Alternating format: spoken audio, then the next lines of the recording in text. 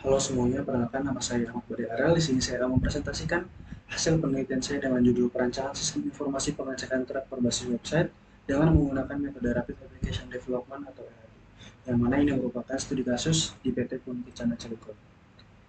Nah, yang melatar belakangi penelitian saya ini yaitu terdapat di divisi Quality Assurance, yaitu pada proses pengambilan dan pengunduhan data di pengecekan truk itu masih dilakukan secara manual atau masih menggunakan kertas, sehingga nantinya QA inspector itu perlu melakukan penginputan ulang dari tulisan tangan ke komputer untuk membuat laporan hariannya.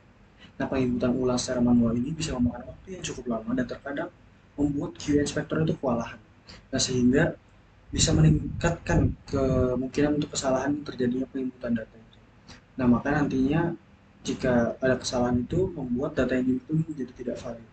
Maka dari itu, solusi yang bisa saya berikan untuk permasalahan ini adalah dengan merancang sistem informasi berbasis website untuk proses pengecekan truk yang nantinya bisa digunakan oleh QA Inspector. Nah, saya menggunakan pendekatan website ini terdapat beberapa alasan. Dan mungkin sebagian besar teman-teman sudah tahu kalau website itu bisa diakses melalui komputer ataupun HP secara bersamaan ataupun dengan device-device lainnya. Sehingga dengan website ini bisa memudahkan pada proses perancangannya, yaitu perancang itu hanya perlu merancang satu kali saja untuk semua device. Jadi tidak perlu merancang hanya khusus untuk mobile saja ataupun khusus untuk komputer saja. Maka dari itu dengan menggunakan website ini bisa mempersingkat waktu proses perancangan. Nah, sudah disinggung tadi, metode yang saya gunakan adalah metode Rapid Application Development atau RAD, yang mana RAD ini adalah proses pengembangan perangkat lunak yang menekankan pada siklus pengembangan dengan waktu yang singkat. Jadi keunggulan metode ini adalah waktu yang singkat dalam proses pengembangannya. RAD ini memiliki beberapa tahap, antara lain ada perencanaan kebutuhan, kemudian ada desain sistem, kemudian ada pengembangan dan juga implementasi. Nah, tahap utama dari RAD ini membedakan dengan tahap metode lainnya adalah di desain sistemnya, di mana kita melakukan secara berulang, yaitu pada tahap pengujian dan juga perbaikan. Itu dilakukan secara berulang hingga kebutuhan pengguna itu terpenuhi. Nah, setelah tahapan RAD ini dilakukan, saya juga melakukan yang namanya usability testing untuk menguji apakah alur penggunaan sistem yang saya rancang ini bisa digunakan dengan mudah atau tidak oleh pengguna. Kita masuk ke hasil dan pembahasan, di mana di sini sebelum merancang sistemnya, saya memodelkan dulu proses perancangan yang nantinya menggunakan sistem informasi. Nah, dalam pemodelan ini saya juga menggunakan beberapa peralatan seperti use case diagram dan juga activity diagram, di mana use case diagram ini bisa menggambarkan fungsi-fungsi apa saja sih yang ada di sistem yang saya rancang ini, dan juga siapa saja orang-orang yang bisa mengakses fungsi-fungsi tersebut. Kemudian yang kedua ini ada activity diagram, di mana di activity diagram ini saya gunakan untuk menggambarkan bagaimana sih proses penggunaan dari sistem yang saya rancang ini. Jadi mulai dari si pengguna ini login dari menggunakan websitenya, kemudian melakukan penginputan data, mengecek data, dan lain-lain. Nah, kita masuk ke tahap perancangan sistem, di mana tahap pertamanya itu tadi adalah perencanaan kebutuhan. Di tahap ini saya mengumpulkan data-data apa saja yang saya perlukan untuk merancang sistem pengecekan truk. Nah, data yang saya dapatkan ini, yang saya perlukan adalah form pengecekan truk dan juga data pegawai. Nah, berikut merupakan data ataupun yang saya dapatkan, yaitu form pengecekan truk yang biasa digunakan oleh QA Inspector. Kita masuk ke tahap selanjutnya, itu tahap desain sistem, di mana di tahap ini dilakukan beberapa langkah utama, yaitu ada merancang prototipe, kemudian melakukan pengujian dan juga perbaikan, di mana pengujian dan perbaikan ini nantinya akan dilakukan secara berulang. Nah, mungkin yang membedakan penelitian saya dan penelitian sebelum-sebelumnya adalah pada perancangan prototipe dan juga perancangan sistemnya. Di sini saya menggunakan yang namanya website builder. Itu contohnya di sini adalah Wix. Website builder ini memiliki keunggulan daripada cara manual, yaitu dengan menggunakan website builder ini kita bisa merancang website tanpa melakukan kodaan atau coding, sehingga ini bisa banyak menghemat waktu ataupun tenaga untuk belajar lagi mengenai coding. Jadi orang-orang yang tidak memiliki ataupun belum memiliki kemampuan coding itu bisa merancang websitenya sendiri sekarang tanpa melakukan kodaan. Nah, setelah prototipe ini sudah saya rancang, saya melakukan pengujian dari prototipe itu ke user yang saya akan menggunakan nanti. Nah, setelah saya lakukan pengujian, ternyata dilakukan sebanyak 3 kali, karena memang pengujian ini dilakukan hingga kebutuhan pengguna itu terpenuhi. Nah, pada pengujian pertama atau iterasi pertama itu didapatkan perbaikan berupa memperbaiki menu form dan juga standar truk, kemudian juga menambahkan menu kontak. Kemudian yang dari iterasi pertama ini dilakukan pengujian yang kedua, maka didapatkan saran perbaikan lagi, yaitu perbaikan yang saya lakukan adalah pada menu data ini dibuat filter data untuk memfilter data. Jadi data-database yang tercampur semua nanti bisa difilter berdasarkan tanggal dan juga siapa yang memeriksanya, sehingga data yang ditampilkan itu tidak tercampur antar inspektor. Nah, pada iterasi ketiga itu ternyata sudah tidak ada lagi saran perbaikan, sehingga sistem yang dirancang ini sudah siap untuk dikembangkan menjadi sistem yang matang. Nah, berikut merupakan sistem yang saya rancang.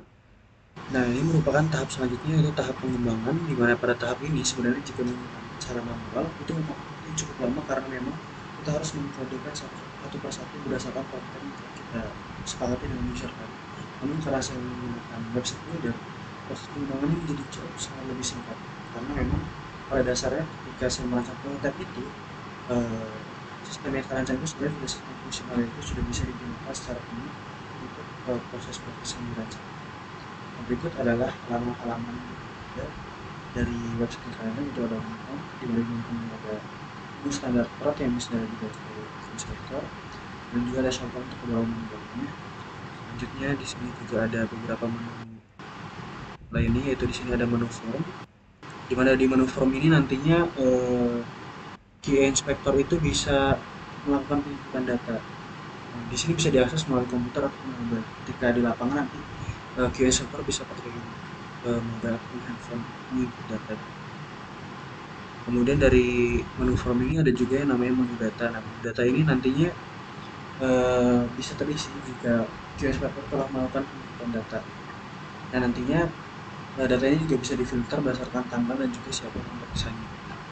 Selain itu di sini juga ada menu kontak yang mana bisa dilihat oleh QA inspektor untuk jika ada temuan, sehingga bisa menghubungi daftar kontak yang ada. Seperti itu.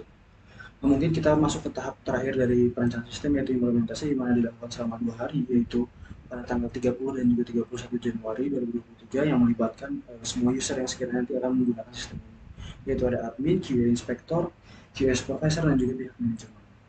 Nah, setelah aplikasi ataupun website ini selesai dirancang, saya lakukan yang namanya usability testing untuk menguji apakah alurnya ini bisa digunakan dengan mudah atau tidak oleh pengguna. Nah, dari hasil usability testing ini, saya melakukan testing ini ke 5 orang.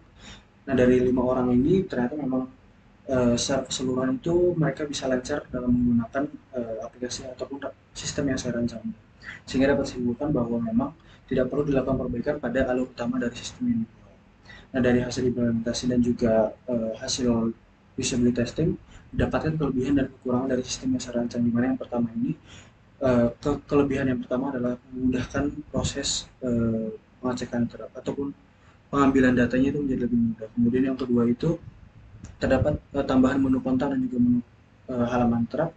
Lalu juga yang terakhir bisa menghemat penggunaan kertas, karena memang ini sistemnya menjadi sistem digital. Kemudian kekurangan yang pertama itu memang terdapat pada aplikasi, pada hasil implementasi terdapat inspektor yang mengalami kelelahan akibat menatap layar terlalu lama. Kemudian juga user itu tidak dapat mengambil data dalam bentuk file, melainkan hanya bentuk teks saja. Kemudian yang terakhir itu memang terdapat beberapa inspektor yang perlu waktu untuk beradaptasi dengan sistem digital.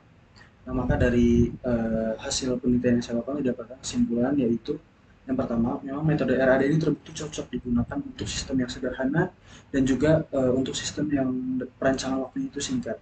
Kemudian yang kedua itu sistem pengecekan truk itu dapat mempermudah proses pengecekan truk bagi QA inspektor dalam input datanya.